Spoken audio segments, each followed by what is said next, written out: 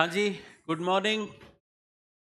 तो direct text में अभी करते हैं आज एग्रीकल्चरल इनकम चैप्टर।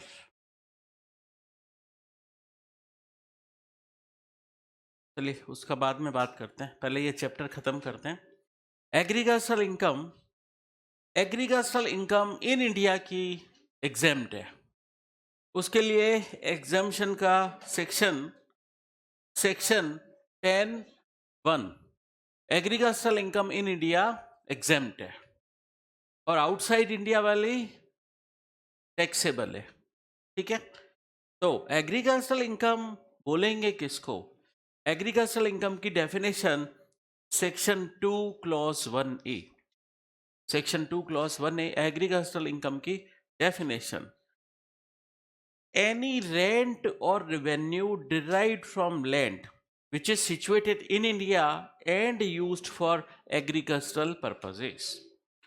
आपके पास कोई एग्रीकल्चरल लैंड है, आपने किराए पर दे दी, टेनेंट उसका एग्रीकल्चरल पर्पस के लिए यूज करता है, आप लैंडलॉर्ड हो। तो फॉर एग्जांपल आपके पास एक खेत है, आपने किसी किसान को किराए पर दे दिया, तो जो आपको किराया मिल रहा है वो एग्रीकल्चरल इनकम माना जाएगा।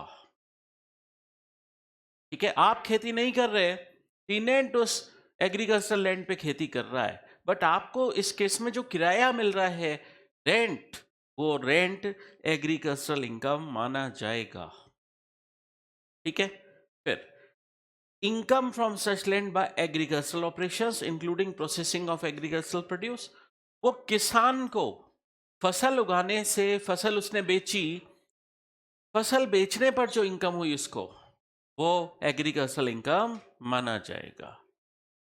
ठीक है, तो कोई किसान खेती करके फसल उगा रहा है, फसल बेचने पर जो इनकम होगी वो उसकी एग्रीकल्चरल इनकम है।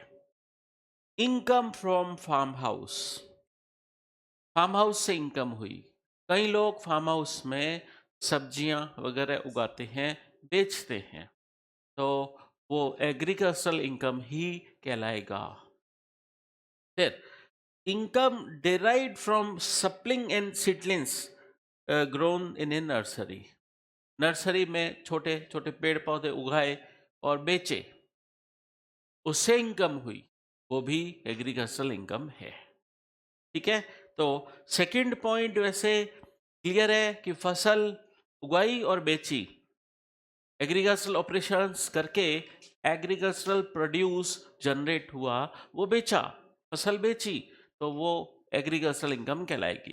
दूसरा, आपने अपना खेत किराए पर दे दिया, रेंट मिला आपको, वो रेंट भी आपकी एग्रीकल्चरल इनकम माना जाएगा, लैंडलॉर्ड की एग्रीकल्चरल इनकम माना जाएगा। तीसरा हमने पढ़ा फार्म हाउस से इनकम हुई। लेकिन अगर कोई पर्सन फिल्म शूटिंग करता है फार्म हाउस में, उससे इनकम होती है, तो वो एग्रीकल्चरल इनकम नहीं माना जाएगा। फार्म हाउस में फिल्म शूटिंग किसी फिल्म प्रोड्यूसर को करना अलाउ किया और उस फिल्म प्रोड्यूसर से इनकम रिसीव हुई, तो वो एग्रीकल्चरल इनकम नहीं है। ठीक है, तो rent for agricultural land receive from subtenant, तो रेंटल इनकम हुई, खेत किराए पर दिया था, वो रेंट भी आपका एग्रीकल्चरल इनकम है। Income from forest and flowers, आप फूलों की खेती करते हो, फिर फूल बेचते हो, तो वो फूलों से जो इनकम हुई आपको, वो एग्रीकल्चरल इनकम माना जाएगा। अब एक खास बात, एक पार्टनरशिप फर्म का काम है, वो एग्रीकल्चरल ऑपरेशंस में इंगेज्ड है, मतलब पार्टनरशिप फर्म का बिजनेस है एग्रीकल्चरल ऑपरेशंस। उसके पार्टनर्स को अपनी फर्म से जो सैलरी और इंटरेस्ट मिलेगा, वो सैलरी और इंटरेस्ट उस पार्टनर के हैंड्स में एग्रीकल्चरल इनकम माना जाएगा, क्योंकि उनकी पार्टनरशिप फर्म एग्रीकल्चरल ऑपरेशंस में इंगेज्ड है। तो बहुत ही खास बात, एक पार्टनरशिप फर्म एग्रीकल्चरल ऑपरेशंस में इंगेज्ड है, वो एग्रीकल्चरल प्रोड्यूस पैदा करेगी, वो बेचेगी, फसल उगाएगी, बेचेगी, तो उससे पार्टनरशिप फर्म को जो इनकम होगी वो एग्रीकल्चरल इनकम है in the hands of partnership firm. लेकिन ये पार्टनरशिप फर्म जब अपने पार्टनर्स को सैलरी और इंटरेस्ट देगी तो वो सैलरी और इंटरेस्ट का अमाउंट उस पार्टनर के हैंड्स में एग्रीकल्चरल इनकम माना जाएगा। बहुत ही स्पेशल पॉइंट। ठीक है, अब नॉन एग्रीकल्चरल इनकम के एग्जांपल्स पढ़ते हैं, मतलब क्या चीजें एग्रीकल्चरल इनकम नहीं है। अभी मैंने क्या बोला, आपके पास एक खेत है, आपने किराए पर दे दिया, आपको रेंट मिला, वो रेंट एग्रीकल्चरल इनकम माना जाता है। ठीक है, लेकिन वो किसान जिसको आपने खेत किराए पर दिया था, वो रेंट आपको लेट दे रहा है, वो आपने उससे एरियर ऑफ रेंट लिया, पुराना बकाया रेंट वसूला विथ इंटरेस्ट। किराया जो वसूला वो तो एग्रीकल्चरल इनकम है, लेकिन उसने किराया लेट पे किया तो आपने विथ इंटरेस्ट चार्ज किया, वो इंटरेस्ट वाला कंपोनेंट एग्रीकल्चरल इनकम नहीं है। तो आपने उससे रेंट वसूला अलोंग विथ इंटरेस्ट, वो रेंट तो एग्रीकल्चरल इनकम है, लेकिन इंटरेस्ट वाला कंपोनेंट एग्रीकल्चरल इनकम नहीं है। फिर ऐसी ऐसे forest trees, fruits, flowers grown on land naturally और स्पॉन्टेनियसली, ये वर्ड इंपॉर्टेंट है, जो वनस्पति जंगलों में पेड़ पौधे, फ्रूट्स, फ्लावर्स वगैरह अपने आप उग गए, अपने आप उग गए और आपने उनको बेच दिया, उससे आपको इनकम हो गई, वो एग्रीकल्चरल इनकम नहीं है। इसका मतलब एग्रीकल्चरल इनकम वो है जो फल फ्रूट वगैरह आप खुद अपने ओन एफर्ट्स लगाकर उगाते हो, वो एग्रीकल्चरल इनकम माना जाता है। जो अपने आप नेचुरली और स्पॉन्टेनियसली उग जाते हैं और आप बेच देते हो, उससे इनकम होती है, वो एग्रीकल्चरल इनकम नहीं मानी जाएगी। मतलब खुद के ओन एफर्ट्स होने चाहिए तो ही एग्रीकल्चरल इनकम माना जाएगा। जंगल में घास उग गई, वाइल्ड ग्रास, जंगली घास बाय स्पॉन्टेनियस ग्रोथ, अपने आप उग गई, आपने वो काट कर बेच दी, आपको इनकम हुई, वो एग्रीकल्चरल इनकम नहीं है, क्योंकि वो आपने अपने ओन एफर्ट से उगाई नहीं है। ठीक है, अपने ओन एफर्ट से उगाते फिर बेचते तो जरूर वो एग्रीकल्चरल इनकम होता। पहले ही बता चुका हूं कि फार्म हाउस में फिल्म शूटिंग हुई, फिल्म शूटिंग से इनकम मिली फार्म हाउस ओनर को, तो वो एग्रीकल्चरल इनकम नहीं है। एक फार्म हाउस ओनर अपने फार्म हाउस में खेती करे, सब्जियां उगाए, बेचे, वो एग्रीकल्चरल इनकम है। लेकिन किसी फिल्म प्रोड्यूसर को उसने फिल्म शूटिंग के लिए एक दिन या एक हफ्ते के लिए, 15 दिन के लिए अपना फार्म हाउस किराए पर दे दिया, तो वो एग्रीकल्चरल इनकम नहीं माना जाएगा। और एग्रीकल्चरल इनकम जो आउटसाइड इंडिया हुई है, वो भी इस चैप्टर के पर्पज से एग्रीकल्चरल इनकम नहीं माना जाएगा। हालांकि वो एग्रीकल्चरल इनकम है, बट वो आउटसाइड इंडिया की है। कारण ये चैप्टर बोलता है एग्रीकल्चरल इनकम इन इंडिया है, तो उस पर एग्जम्पशन है। इन इंडिया वाली एग्रीकल्चरल इनकम एग्जम्प्ट है, आउटसाइड इंडिया वाली एग्रीकल्चरल इनकम टैक्सेबल है। ठीक है, अब इस चैप्टर में सबसे खास जो एग्जाम के लिए बहुत रेलेवेंट है, वो है पार्सल इंटीग्रेशन की स्कीम। पार्सल इंटीग्रेशन की स्कीम, इसमें क्या बोला जाता है कि आप की जो नॉन एग्रीकल्चरल इनकम है, मतलब जो भी एग्रीकल्चरल इनकम नहीं है वो आपकी, वो नॉन एग्रीकल्चरल इनकम है, उसको आप एग्रीकल्चरल इनकम के साथ जोड़ दो। एग्रीकल्चरल इनकम शामिल करते हुए आप अपनी टोटल इनकम निकाल दो। टोटल इनकम के अंदर आप एग्रीकल्चरल इनकम शामिल कर दो और उस पर टैक्स कैलकुलेट करो। तो अब आप बोलोगे सर आप कॉन्ट्राडिक्टरी बातें कर रहे हो, अभी तो आपने बोला था एग्रीकल्चरल इनकम एग्जेम्प्ट है, तो मैं उसको टोटल इनकम के अंदर शामिल क्यों करूं? क्योंकि एग्जेम्प्टेड इनकम का मतलब ही यही होता है, incomes which do not form part of GTI. तो इसको शामिल क्यों करें? गवर्नमेंट बोलती है पार्सल इंटीग्रेशन की स्कीम है ये, ये बोलती है कि आप अपनी टोटल इनकम उठाओ after all deductions. Total income के अंदर एक बार आप एग्रीकल्चरल इनकम जोड़ दो, फिर उस पर टैक्स कैलकुलेट करो। ठीक है, तो एग्रीकल्चरल इनकम टैक्सेबल नहीं है, फिर भी उसको टैक्स लायबिलिटी कंप्यूट करते वक्त कंसीडर किया जाएगा। मतलब एग्जेम्प्ट होने के बावजूद ये इनकम टैक्स लायबिलिटी कंप्यूट करते वक्त कंसीडर की जाएगी। ये तो ठीक वही बात हो गई कि तू मेरा कोई ना होके भी कुछ लागे, मतलब टैक्स लायबिलिटी कंप्यूट करते वक्त ये कंसीडर होगी। ठीक है, तो कैसे ये स्कीम कैसे काम करेगी समझते हैं। तो एग्रीकल्चरल इनकम इन इंडिया हालांकि एग्जम्प्ट है, लेकिन इसको कंसीडर किया जाएगा इनकम टैक्स रेट पर्पजेस। इसका मतलब इसका पार्शल इंटीग्रेशन होगा नॉन एग्रीकल्चरल इनकम के साथ साथ, नॉन एग्रीकल्चरल इनकम के साथ साथ एग्रीकल्चरल इनकम जोड़ देंगे हम, फिर टैक्स लायबिलिटी कंप्यूट करेंगे। लेकिन ये तो गलत होगा ना, एग्रीकल्चरल इनकम बोला कि एग्जेम्प्ट है तो इसको जोड़ रहे हैं। यही है पार्शल इंटीग्रेशन की स्कीम। ये स्कीम कब अप्लीकेबल होगी? ये स्कीम अप्लीकेबल होने की कुछ कंडीशंस हैं। तो स्कीम अप्लीकेबल होगी बट कंडीशंस फुलफिल हों। क्या ये स्कीम सारे एसएससीज के लिए अवेलेबल है? नहीं। जैसे पार्टनरशिप फर्म, कंपनी वगैरह के लिए पार्शल इंटीग्रेशन की स्कीम नहीं लगती है। ये पार्शल इंटीग्रेशन की स्कीम किस किस के लिए लगती है? अगर एसएससी इंडिविजुअल है, एचयूएफ है, एओपी, बीओआई, एजेपी है, वो चाहे रेजिडेंट हो चाहे नॉन रेजिडेंट हो। इसका मतलब एक नॉन रेजिडेंट इंडिविजुअल पे भी पार्शल इंटीग्रेशन की स्कीम लगती है। ठीक है, तो पार्टनरशिप फर्म, कंपनी वगैरह पार्शल इंटीग्रेशन स्कीम के दायरे में नहीं आते हैं, उन पर यह स्कीम अप्लीकेबल नहीं है।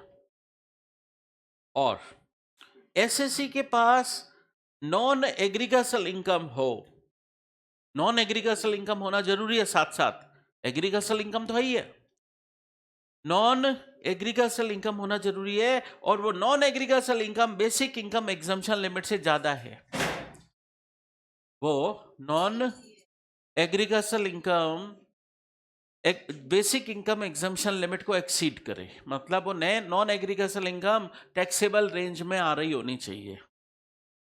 मतलब वो 2.5 लाख, 3 लाख, 5 लाख जो कि हमारी बेसिक इनकम एग्जम्पशन लिमिट होती है उसको एक्सीड कर रही होनी चाहिए। और एग्रीकल्चरल इनकम कम से कम 5,000 को एक्सीड करे। क्या बोला? दो बातें बोली, non agricultural income basic income exemption limit को एक्सीड करे और एग्रीकल्चरल इनकम 5,000 को एक्सीड करे। Non agricultural income basic income exemption limit को एक्सीड कर रही होनी चाहिए और एग्रीकल्चरल इनकम 5,000 को एक्सीड कर रही होनी चाहिए। अगर आपकी एग्रीकल्चरल इनकम 5,000 को एक्सीड नहीं कर रही है तो पार्शियल इंटीग्रेशन की स्कीम अप्लीकेबल ही नहीं होगी। ठीक है, तो स्कीम सिर्फ individual, HUF, AOP, BOI, AJP पर लगेगी, चाहे वो रेजिडेंट हो चाहे नॉन रेजिडेंट हो। अदर एसएससी पार्शियल इंटीग्रेशन की स्कीम के दायरे में नहीं आएंगे। अब समझते हैं, ऑल ये सारी कंडीशन साथ में सेटिस्फाई होंगी, सारी कंडीशन साथ में सेटिस्फाई होंगी तो ही पार्शियल इंटीग्रेशन की स्कीम अप्लीकेबल होगी। ये पार्शियल इंटीग्रेशन की स्कीम है क्या? ये पार्शियल इंटीग्रेशन की स्कीम है क्या?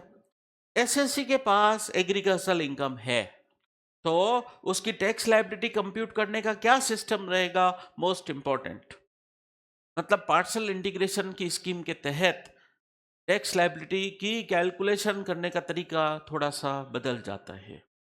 तो वो क्या तरीका है? आप अपनी नॉन एग्रीकल्चरल इनकम उठाइए। ये नॉन एग्रीकल्चरल इनकम क्या होगी? ये आपकी नॉन एग्रीकल्चरल इनकम वही होगी जो आप अपनी टोटल इनकम निकाल के हो आफ्टर डिडक्शंस। टोटल इनकम जो निकाल चुके हो आफ्टर डिडक्शंस वो है आपकी नॉन एग्रीकल्चरल इनकम। उसमें बोलते हैं एक बार आप एग्रीकल्चरल इनकम जोड़ दो, एक बार जोड़ दो, फिर जो इनकम आए उसको हम बोलेंगे total income, revise total income.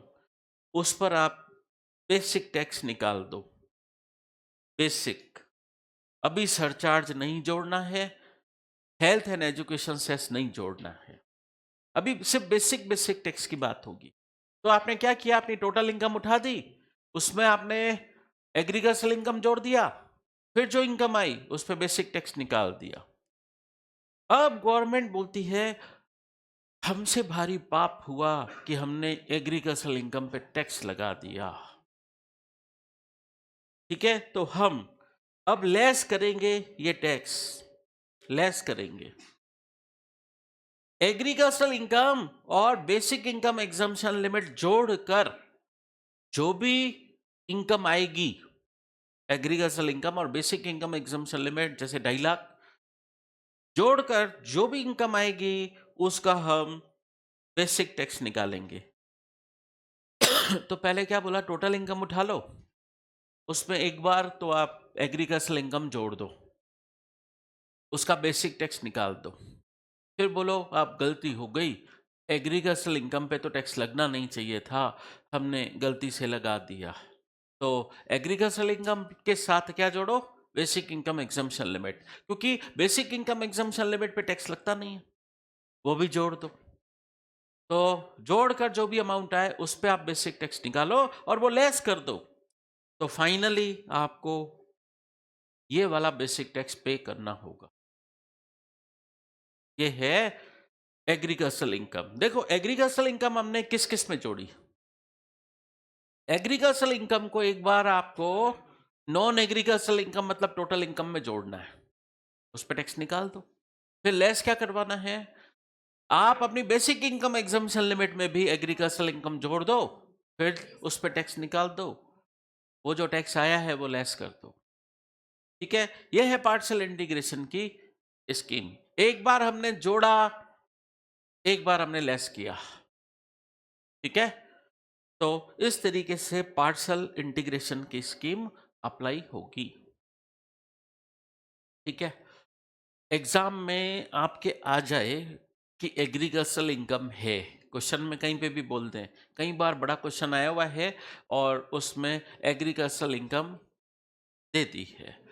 पहले आप ये चेक करना कि वो एग्रीकल्चरल इनकम आपकी 5,000 से एक्सीडिंग होनी चाहिए, क्योंकि अगर 5,000 से एक्सीड नहीं करेगी तो पार्शियल इंटीग्रेशन की स्कीम नहीं लगेगी, फिर आप सीधे सीधे कमेंट कर दोगे कि ये एग्रीकल्चरल इनकम एग्जेम्प्ट है, 5,000 को एक्सीड नहीं कर रही है और आप पार्शियल इंटीग्रेशन की स्कीम भी अप्लाई नहीं करोगे। पार्शियल इंटीग्रेशन की स्कीम अभी तभी अप्लाई होती है जब आपकी एग्रीकल्चरल इनकम 5,000 को एक्सीड करे। तो आपको पहले क्वेश्चन आते ही अगर एग्रीकल्चरल इनकम उसमें दे रखी है तो आपको उसका अमाउंट चेक करना पड़ेगा कि क्या वो 5,000 से ज़्यादा है। अगर है 5,000 से ज़्यादा है तो पार्शियल इंटीग्रेशन की स्कीम अप्लीकेबल हो जाएगी। फिर इससे रिलेटेड पहले हम एक प्रैक्टिकल क्वेश्चन करते हैं। तो असेसमेंट ऑफ इंडिविजुअल चैप्टर का जो क्वेश्चन बैंक दिया था उसके साथ ही मैंने उसी चैप्टर में एग्रीकल्चरल इनकम के क्वेश्चंस दे दिए हैं। और क्यों दिए हैं, इसलिए दिए हैं क्योंकि एग्जाम में जब बड़ा क्वेश्चन आता है असेसमेंट ऑफ इंडिविजुअल का तो उसी के अंदर ही एग्रीकल्चरल इनकम की बात बोल रखी होती है। चलिए, तो एग्रीकल्चरल इनकम क्वेश्चन नंबर 7, ये वाला नहीं है मटेरियल। चलिए, तो टोटल इनकम मिस पूजा की दे रखी है, उनकी एज 38 इयर्स है, असेसमेंट ईयर 24-25, उनकी टोटल इनकम 7,57,000 है। टोटल इनकम उनकी 7,57,000 है। इसमें क्या क्या शामिल है, इट इंक्लूड्स, इसमें क्या क्या शामिल है, इसमें शामिल है LTCG सेक्शन 112 वाला 90,000, 1000। इसके अलावा विनिंग फ्रॉम लॉटरी 60,000। मैंने कोशिश की है कि इस क्वेश्चन में मैं हर तरीके की इनकम दे दूं, और नॉर्मल इनकम भी दे दूं, स्पेशल इनकम भी दे दूं, और एग्रीकल्चरल इनकम भी दे दूं।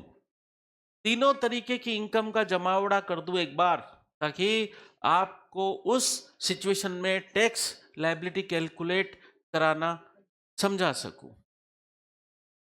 तो आगे दे रखा है short term capital gain covered by section 111। ये अपनी सब क्या है, स्पेशल इनकम है ना।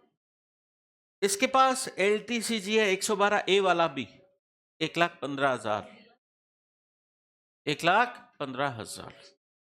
अब एक खास बात, इसके पास एग्रीकल्चरल इनकम भी है 1.5 लाख।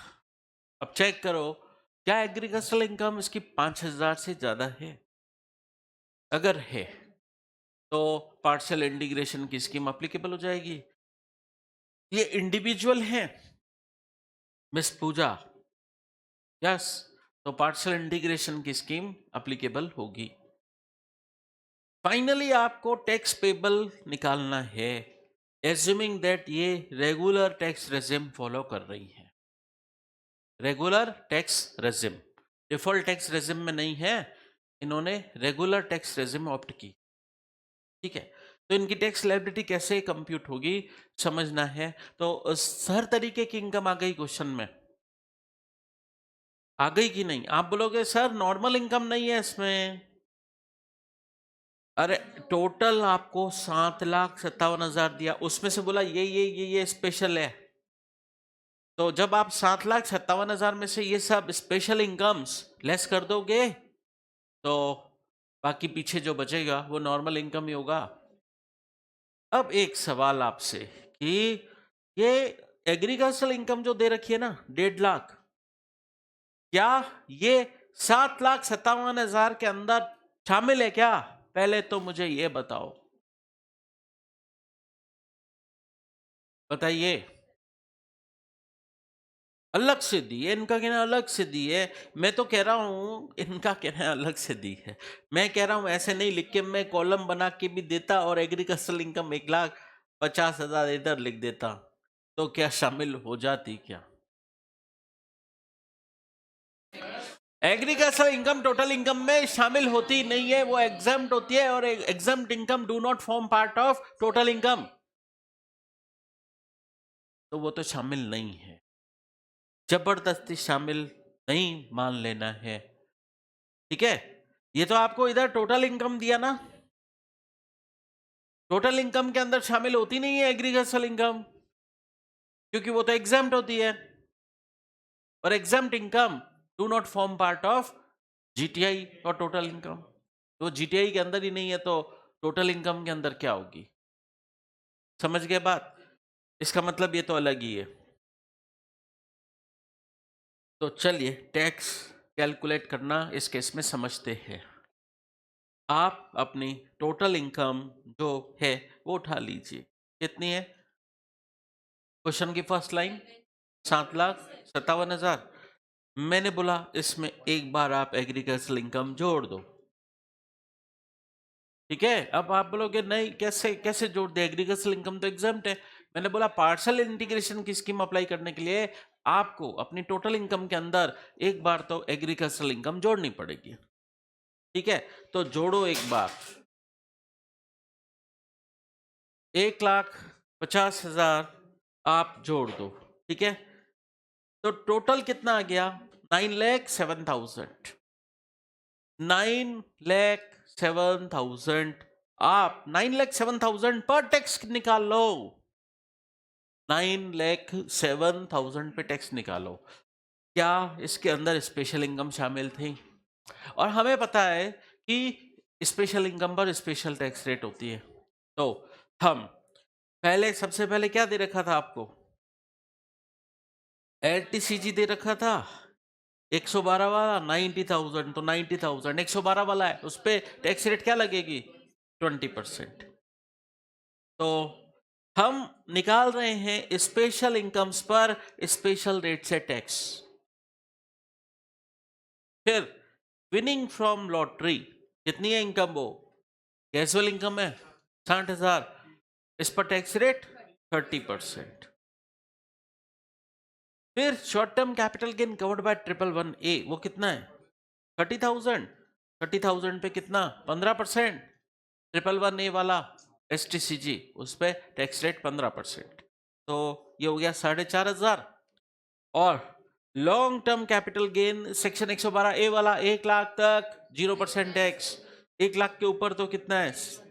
ये टोटल है आपका 1,15,000। 1 लाख तक 0%। 1 लाख से एक्सीडिंग कितना है? 15,000। उस पर कितना लगेगा? 10%। तो 10% वो लगा दिया, तो हमारी स्पेशल इनकम का तो टैक्स आ गया। अब चेक करते हैं कि बाकी कितनी इनकम बची।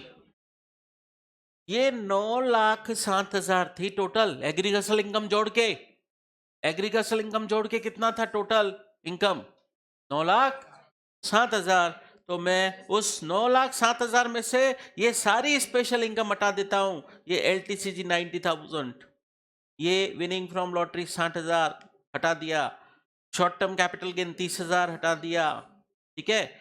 और लॉन्ग टर्म कैपिटल गेन मैं अब यहां पर फिर एक खास बात, मैं कितना लेस करूं long term capital gain section 112A वाला?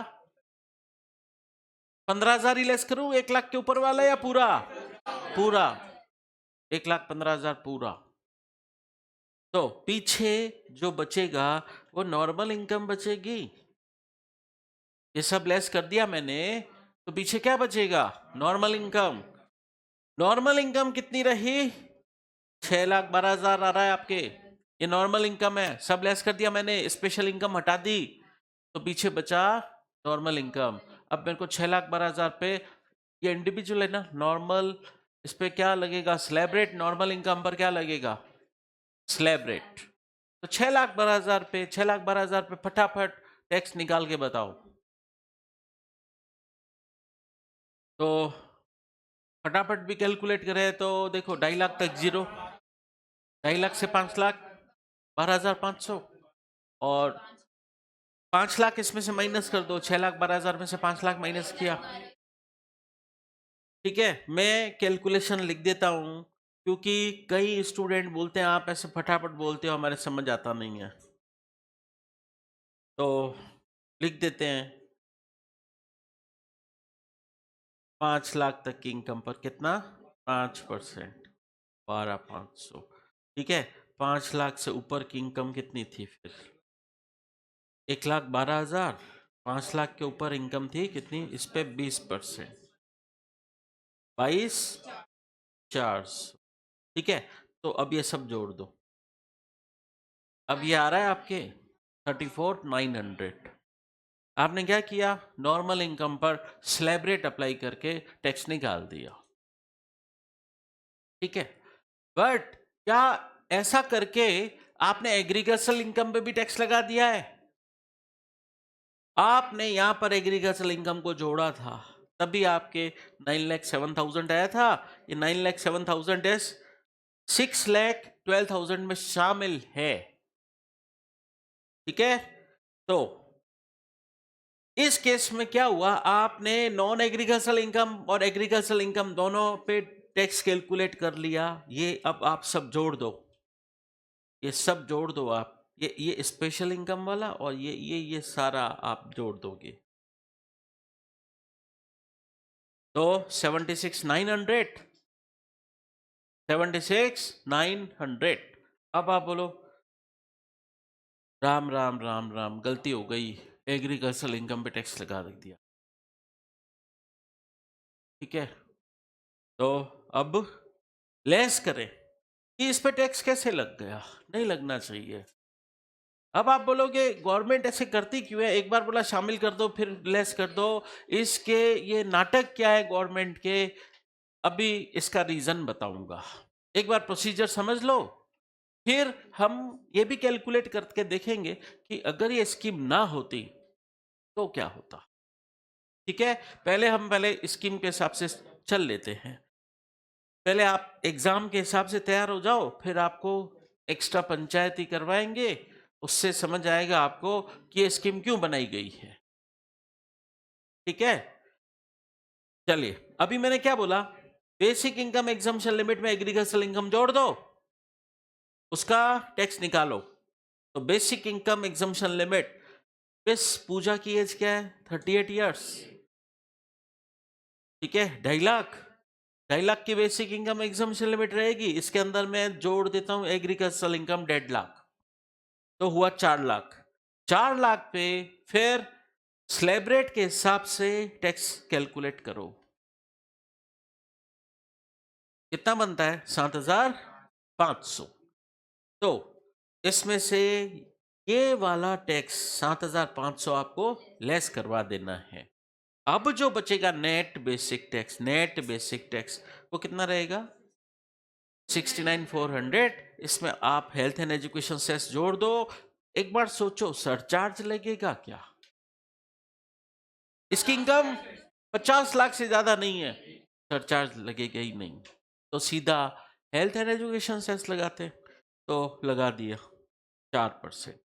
जो भी टैक्स आया उसकी राउंडिंग कर दूं क्या, to the nearest multiple of ₹10, last digit 6 आ रहा है, तो 10 रुपए मान लो उसको, तो मान लिया मैंने 72,180। यहां तक आपके एग्जामिनेशन पॉइंट ऑफ व्यू से तो बात हो गई। अब डिस्कस करते हैं गवर्नमेंट ने ये स्कीम क्यों बनाई है, पार्सल इंटीग्रेशन की स्कीम क्यों बनाई है। देखो काफी केसेस में ऐसा हुआ कि काफी लोग ऐसे जिनके दूसरी इनकम बहुत ज्यादा है और वो भी एग्रीकल्चर इनकम शो करने लग गए, दूसरी इनकम बहुत ज्यादा है और एग्रीकल्चरल इनकम बताने लग गए। देखो कई बार ऐसा भी देखने को मिला, न्यूज़पेपर में खबरें आई कि मिस्टर अमिताभ बच्चन और क्रिकेटर सचिन, इन्होंने भी अपनी एग्रीकल्चरल इनकम बताई। ठीक है, तो बताइए एग्रीकल्चरल इनकम, अगर ये क्यों बता रहे थे एग्रीकल्चरल इनकम, ताकि वो एग्जम्प्ट है, वो एग्जम्प्ट है तो टैक्स लगे ही नहीं। तो गवर्नमेंट ने कहा ऐसे अमीरों से तो एग्रीकल्चरल इनकम पर भी इनडायरेक्टली टैक्स वसूलना है। ठीक है, हालांकि हमें ऊपर से शो ऑफ, ऐसे शो ऑफ करना है कि नहीं लगता एग्रीकल्चरल इनकम पे टैक्स, लेकिन ऐसे घुमा के उनको ऐसे फटका मारना है कि एग्रीकल्चरल इनकम पे भी वो टैक्स दे दे, समझे। तो जैसे अगर गवर्नमेंट बोलती है कोई एग्रीकल्चरल इनकम की पार्शियल इंटीग्रेशन स्कीम होती नहीं है, तो क्या होता। तो मैं इस क्वेश्चन को दोबारा करता हूं, अगर ये एग्रीकल्चरल इनकम होती नहीं, पार्शियल इंटीग्रेशन की स्कीम नहीं होती, तो टैक्स कैसे कैलकुलेट होता, उस पे बात करते हैं। अब मेरे को एक बात बताओ, मैं इधर एक साइड में कॉलम बनाता जाता हूं, क्या ये वाला एलटीसीजी का टैक्स चेंज हो जाएगा, क्या सेम ही रहेगा?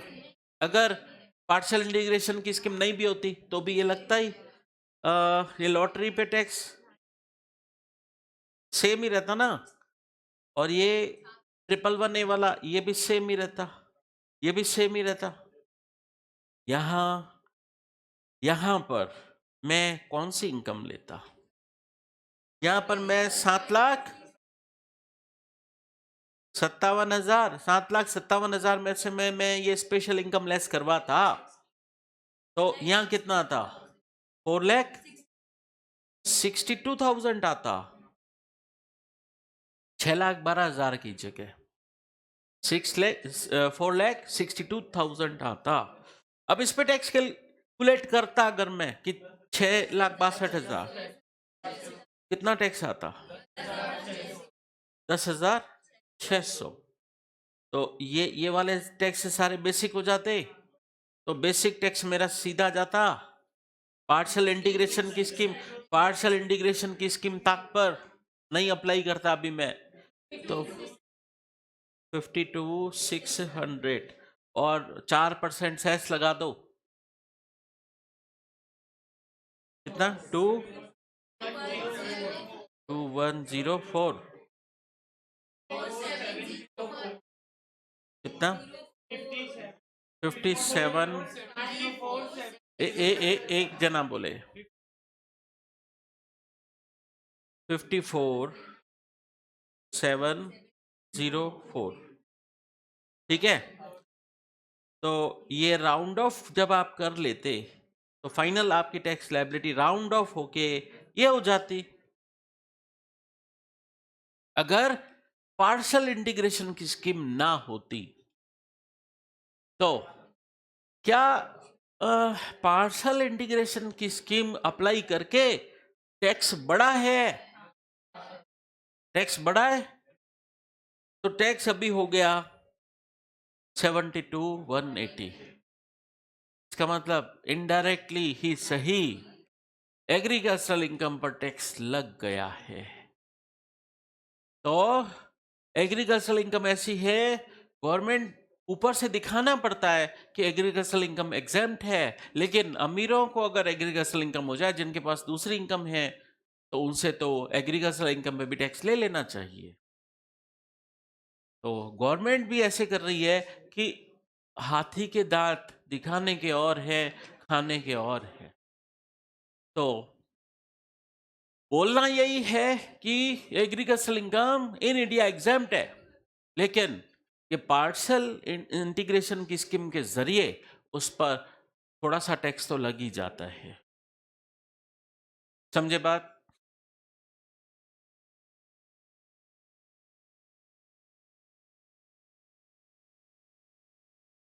हाँ, देखो इनका कहना है अगर मेरी एग्रीकल्चरल इनकम 5,000 से कम होती तो ये पार्शियल इंटीग्रेशन की स्कीम अप्लाई नहीं होती और हम इस तरीके से टैक्स कैलकुलेट करते। ठीक है, ये थी आपकी पार्शियल इंटीग्रेशन की स्कीम। इसमें आपने क्या किया? नॉन एग्रीकल्चरल इनकम में एग्रीकल्चरल इनकम जोड़ी, उसका टैक्स निकाला। फिर बेसिक इनकम एग्जम्पशन लिमिट में एग्रीकल्चरल इनकम जोड़ी, उसका टैक्स निकाला, वो लेस कर दिया। फिर नेट बेसिक टैक्स, इसका मतलब पार्शियल इंटीग्रेशन की स्कीम बेसिक टैक्स में अप्लाई होती है। ठीक है, समझ आ गई बात?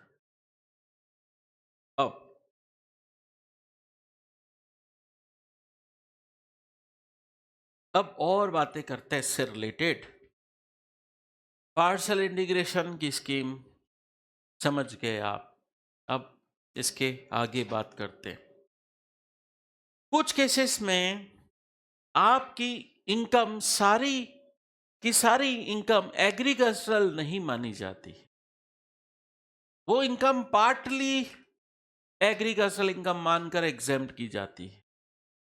ठीक है, तो कुछ एग्रीकल्चरल इनकम ऐसी हैं जिनका कुछ परसेंटेज एग्जेम्प्ट है, कुछ टैक्सेबल पोर्शन होता है।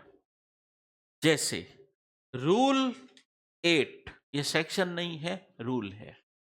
रूल 8, अगर किसी को इनकम हो रही है, income from growing and manufacturing T in India, वो चाय उगा रहा है इंडिया में, growing and manufacturing T in India, तो इसको इससे जो इनकम होगी उसका सिर्फ 60% पोर्शन एग्रीकल्चरल इनकम मानते हुए एग्जेम्प्ट किया जाएगा, बाकी का बैलेंस 40% टैक्सेबल माना जाएगा।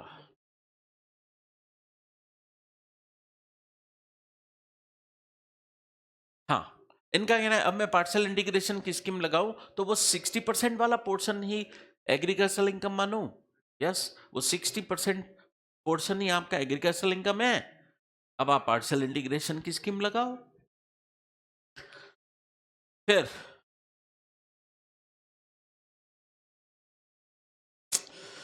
ये कह रहे हैं, मैंने बोला, इनका कहना है मैंने पार्शियल इंटीग्रेशन की स्कीम में बोला आपकी एग्रीकल्चरल इनकम 5,000 से ज्यादा होनी चाहिए, तो एग्रीकल्चरल इनकम आएगी तब जब आप 60% रेशियो अप्लाई करोगे तो एग्रीकल्चरल इनकम आएगी। वो एग्रीकल्चरल इनकम 5,000 से ज्यादा है तो आपको पार्शियल इंटीग्रेशन की स्कीम लगानी है। चलिए फिर rule 7A, sale of centrifuged latex and cenex टोलेक्स बेस्ड क्रैप्स रबड़ मैन्युफैक्चरिंग का बिजनेस है, रबड़। तो 65% पोर्शन ही एग्रीकल्चरल इनकम मानते हुए एग्जेम्प्ट किया जाएगा, बाकी का 30% पोर्शन, 35%, बाकी का 35% पोर्शन टैक्सेबल होगा, नॉन एग्रीकल्चरल इनकम माना जाएगा। अब ये तो पहले बात की आपकी टी बिजनेस की, टी मैन्युफैक्चरिंग, फिर बोला रबड़ मैन्युफैक्चरिंग, फिर अब कॉफी की बात हो रही है। कॉफी के लिए रूल 7B का 1 और 1A, coffee grown and cured by the seller, coffee उगाई, उसका बीज, उसमें से छिलका उतारकर आपने कॉफी निकाली, क्योर्ड। आपने सिर्फ यही प्रोसेस की, आपने इससे ज्यादा आगे फर्दर प्रोसेसिंग नहीं की। कॉफी उगाई, ग्रोन एंड क्योर्ड, उसका छिलका उतारकर उसमें से कॉफी के बीज निकाले, कॉफी बीन्स आपने निकाले। तो एग्रीकल्चरल कंटेंट ज्यादा माना जाएगा, 60% से भी ज्यादा, कितना 75% आपका एग्रीकल्चरल पोर्शन मानते हुए एग्जेम्प्ट किया जाएगा, रिमेनिंग 25% टैक्सेबल बिजनेस इनकम माना जाएगा। लेकिन अगर आपने कॉफी पे 4 प्रोसेसेस की, ग्रोन, क्योर्ड, रोस्टेड, ग्राउंडेड, तो उगाने के बाद आपने कॉफी बीन्स निकाले छिलका उतारकर, उसके बाद रोस्टेड और ग्राउंडेड। अगर उस पे ये 2 प्रोसेसेस आपने और कर दी, ठीक है, ये इन इंडिया होनी चाहिए, तो ही बात हो रही है, ठीक है, इन इंडिया 60% एग्रीकल्चरल पोर्शन मानते हुए एग्जेम्प्ट किया जाएगा, मतलब इसको चाय की तरह ट्रीट किया जाएगा। इस पर 4 प्रोसेसेस हो गई, इस पर 4 प्रोसेसेस हो गई, तो इसे चाय के इक्विवेलेंट माना जाएगा। 60% पोर्शन एग्जेम्प्ट माना जाएगा, 40% टैक्सेबल बिजनेस इनकम माना जाएगा। 60% agricultural exempt, 60% agricultural exempt, 40% business income मानते हुए टैक्सेबल किया जाएगा, ठीक है। तो आपको टैक्सेबल वाला रेशियो ध्यान ना रखें, क्यों? वो ध्यान रखते हैं तो एग्जाम में कंफ्यूज होते हैं। जैसे टी बिजनेस, मैंने बोला 60% एग्जेम्प्ट, 40% टैक्सेबल, फिर एग्जाम देने बैठते हैं, क्या बोला था, 60 एग्जेम्प्ट बोला था या टैक्सेबल बोला था, एग्जेम्प्ट बोला था या टैक्सेबल बोला था, तो ऐसे हो जाता है एग्जाम में। आप सिर्फ एग्जाम्प्टेड वाला पोर्शन याद रखें, रिमेनिंग तो टैक्सेबल हो ही जाएगा, ठीक है। तो ये वाला याद ना रखें, एग्जाम्प्ट वाला पोर्शन याद रखें आप, ठीक है। तो फटाफट फिर बोलता हूं, एग्जाम्प्टेड पोर्शन टी मैन्युफैक्चरिंग के केस में कितना, 60, रबड़ मैन्युफैक्चरिंग 65, कॉफी पर 2 ही प्रोसेस हो, ग्रोन क्योर्ड, तो 75, 4 प्रोसेसेस हो तो उसे चाय के टी के इक्विवेलेंट माना जाएगा और 60% हो जाएगा। अब आगे एक और लैंग्वेज लिखी है, कॉफी पर आपने ये 4 प्रोसेसेस की, grown, cured, roasted, grounded, with और विदाउट एनी फ्लेवरिंग इंग्रेडिएंट। आपने उस 4 प्रोसेसेस करने के बाद उसके अंदर कुछ इंग्रेडिएंट मिक्स किया या नहीं किया, वो नहीं देखेंगे, किया या नहीं किया। कॉफी में एक फ्लेवरिंग इंग्रेडिएंट ऐड किया जाता है, जिसे बोला जाता है चिकोरी। वो ओरिजिनल कॉफी का कसेलापन कम करने के लिए ऐड किया जाता है। तो उसमें कोई फ्लेवरिंग इंग्रेडिएंट आपने ऐड किया नहीं किया वो नहीं देखेंगे, चिकोरी उसमें ऐड किया नहीं किया नहीं देखेंगे। 4 प्रोसेसेस की, तो ये कॉफी टी के इक्विवेलेंट मानी जाएगी।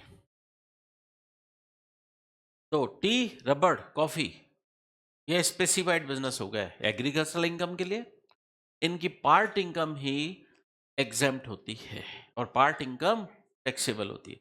अब आपके जो स्टडी मटेरियल में ना, ये आपके फर्स्ट चैप्टर में ही बातें दे रखी है। पता नहीं इंस्टीट्यूट को क्या था कि सारी इंपॉर्टेंट बातें स्टडी मटेरियल के फर्स्ट चैप्टर में ही दे दी। ठीक है, चलिए इसके अलावा अब कोई पर्सन बोले सर मैं अगर गेहूं की फसल उगाता हूं तो उसमें भी ये 60-40 जैसी बातें होंगी क्या? नहीं, उसमें तो 100% इनकम एग्जेम्प्ट है, एग्रीकल्चर मानी जाएगी। तो क्या खर्चे लेस नहीं होंगे क्या?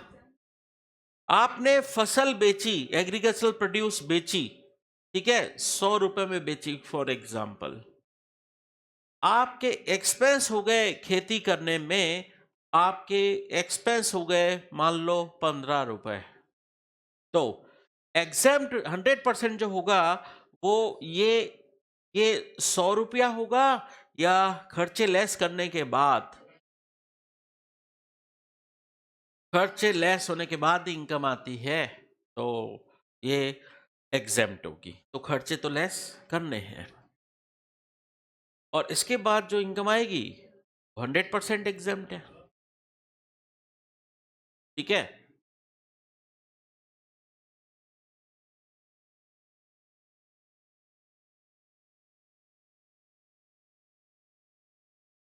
क्या कह रहे हैं?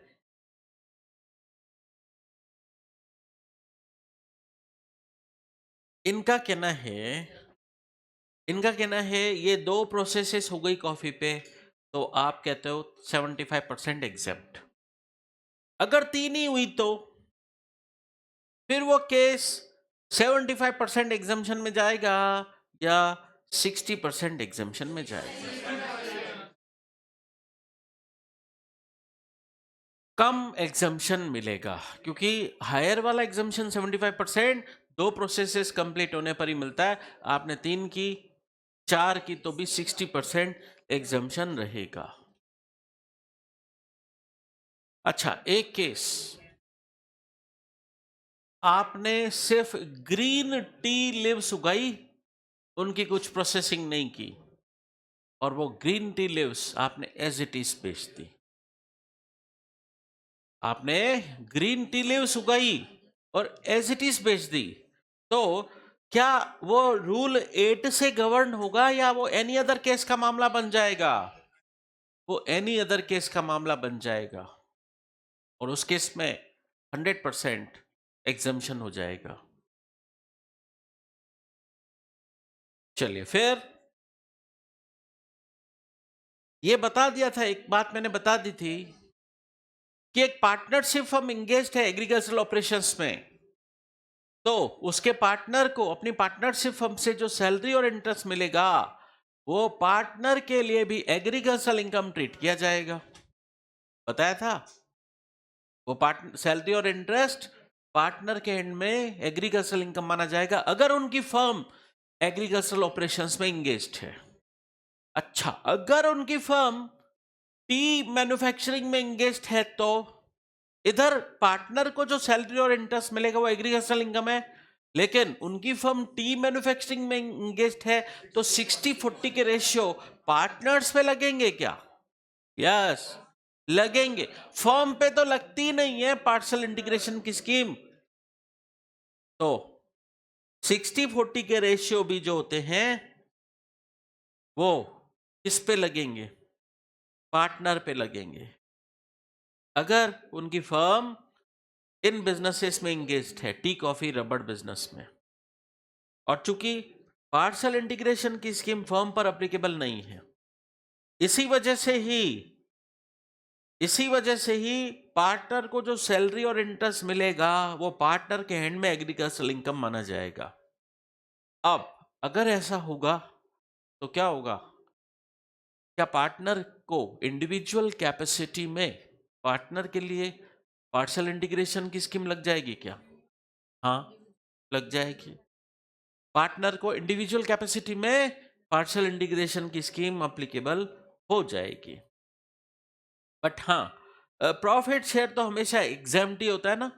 एक पार्टनर को अपनी पार्टनरशिप फर्म से प्रॉफिट शेयर मिलता है, एग्जाम्प्ट होता है अंडर सेक्शन 10(2)(a) में एग्जाम्प्ट होता है।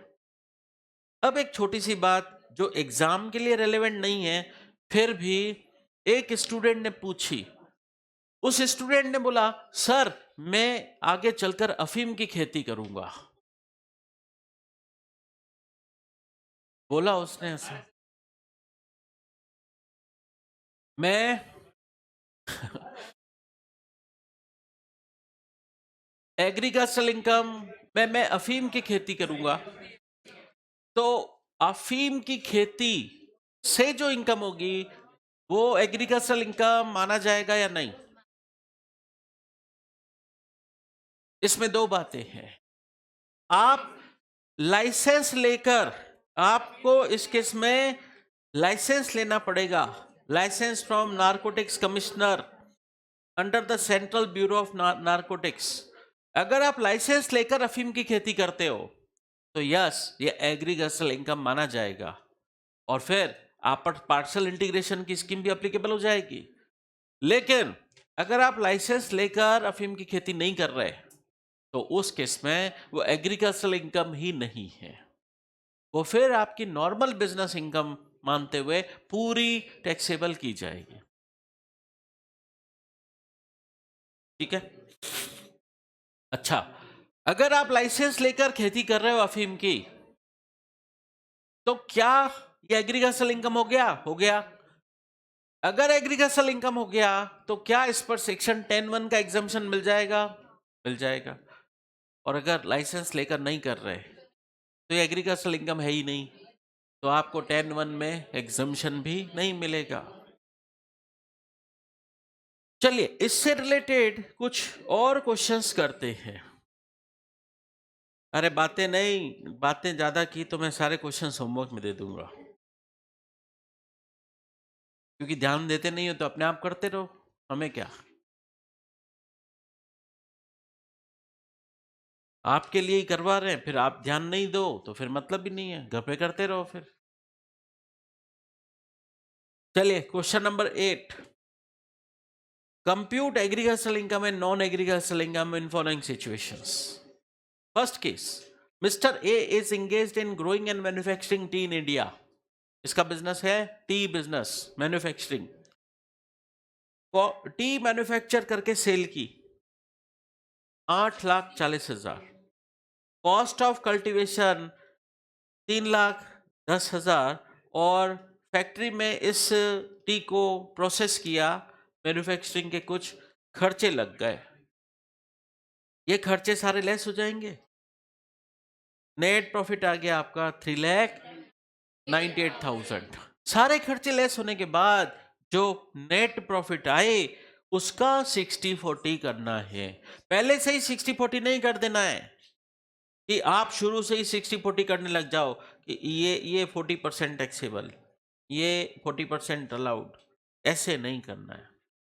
पहले आप नेट प्रॉफिट निकाल लो, पहले आप नेट प्रॉफिट निकाल दो सारे खर्चे लेस होने के बाद, उसके बाद 60-40 करो।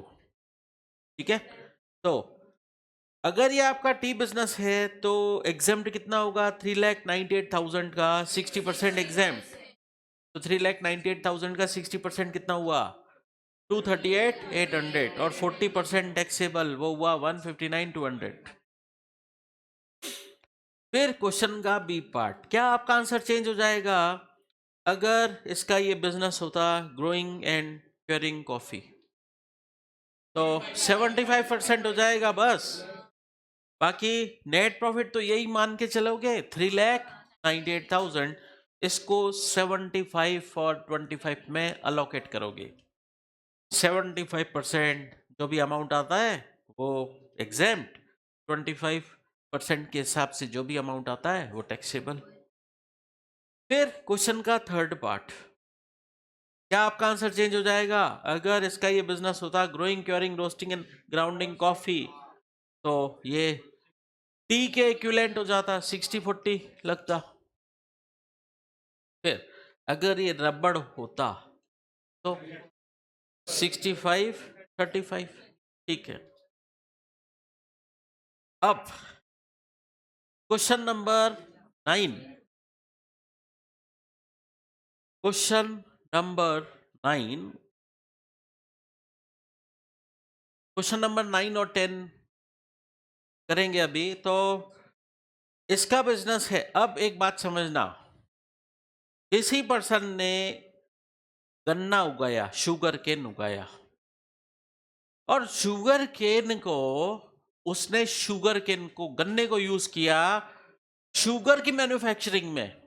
अब मेरे को एक बात बताओ, शुगर केन उगाना एग्रीकल्चर है, लेकिन शुगर केन से शुगर बनाना वो एग्रीकल्चर नहीं है। इसका मतलब उसके दो काम हो गए, एक तो एग्रीकल्चरल एक्टिविटी और एक नॉन एग्रीकल्चरल एक्टिविटी।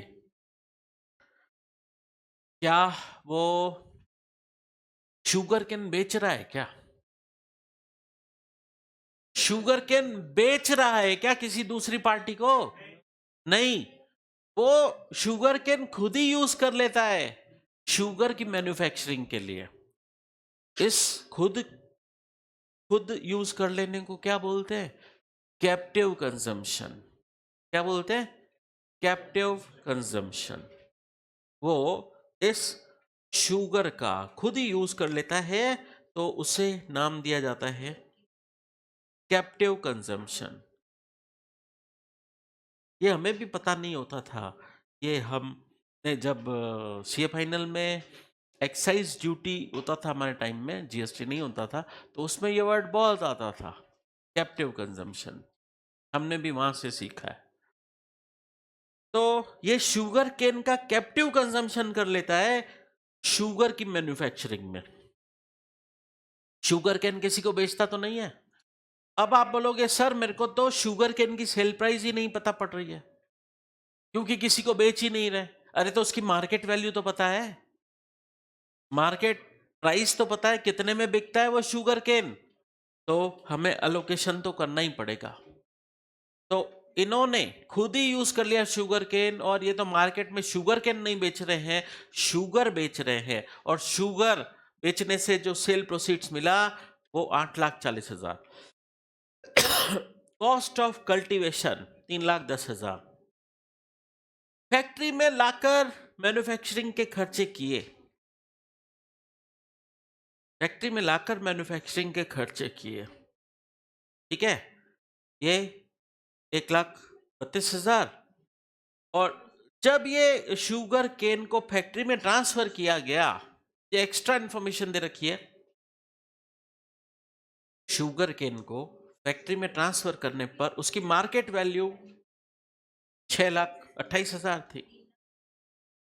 आपको दो अकाउंट अलग बनाने पड़ेंगे। एक तो आपको बनाना पड़ेगा शुगर केन का अकाउंट और एक शुगर का, ठीक है। आपने जो खेत में प्रोसेस की और खेत में आपके खर्चे लग गए 3,10,000, वो खर्चे आप इधर लिखोगे, debit side cost of cultivation, और शुगर केन की मार्केट वैल्यू उधर लिख दोगे, तो आपको शुगर केन पर प्रॉफिट हुआ 3,18,000। ये एग्रीकल्चरल इनकम है 3,18,000।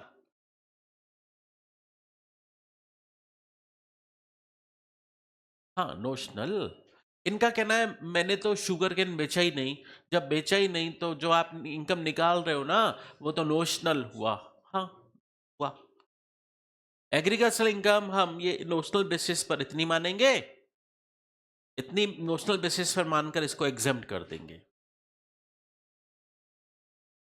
ठीक है। अब आगे की कहानी क्या? जब आपने इस शुगर केन को फैक्ट्री में ट्रांसफर किया शुगर बनने के लिए, तब उसकी मार्केट वैल्यू इतनी थी। तो ये आपने क्या किया, एग्रीकल्चरल इनकम कैलकुलेट करने के लिए इसे सेल प्रोसीड मान लिया। यही इधर शुगर के लिए कॉस्ट माना जाएगा, यही इधर शुगर अकाउंट के लिए कॉस्ट माना जाएगा। खास बात यह है, समझे कि नहीं? और वो शुगर अल्टीमेटली शुगर कितने में बिकी? 8,40,000 में। अच्छा, इधर फैक्ट्री में लाके कुछ और खर्चे हुए क्या? इधर फैक्ट्री में लाके और मैन्युफैक्चरिंग एक्सपेंस हुए, वो फैक्ट्री क्या है? 1,32,000। तो ये जो नेट प्रॉफिट आया है ये शुगर का है, और शुगर से जो नेट प्रॉफिट आ रहा है वो एग्रीकल्चरल इनकम नहीं है, वो नॉन एग्रीकल्चरल इनकम है। बात समझ आ गई? ऐसे करना है। तो इस केस में ये दिक्कत क्यों आ रही थी? इसमें इन्होंने क्या किया, टोटली कैप्टिव कंजम्पशन कर लिया। अब ऐसा क्वेश्चन करते हैं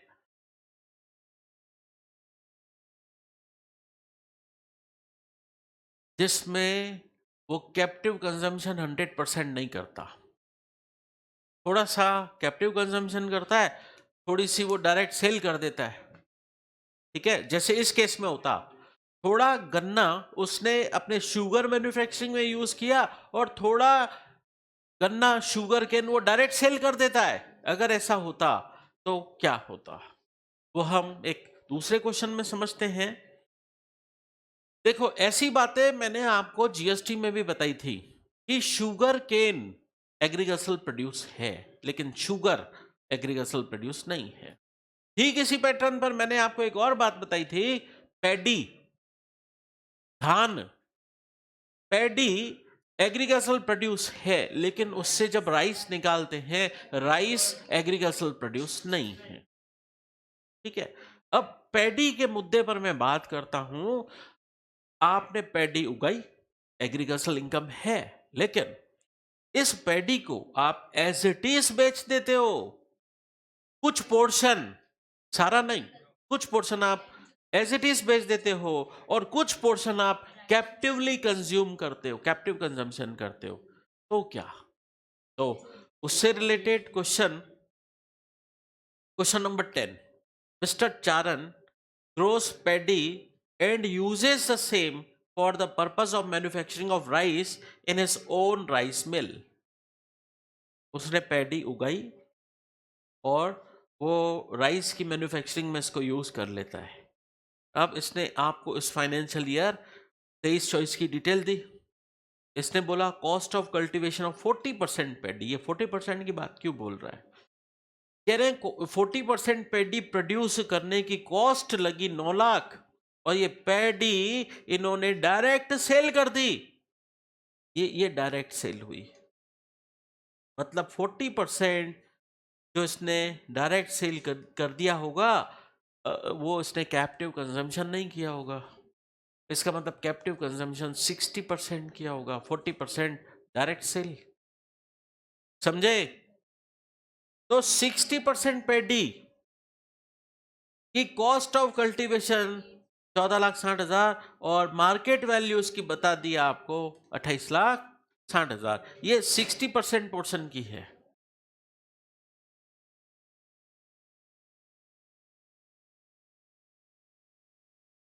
तो यहां पर क्या हुआ, 40% पैडी इन्होंने डायरेक्ट सेल कर दी, 60% पोर्शन पैडी का ये कैप्टिव कंजम्पशन कर रहे हैं।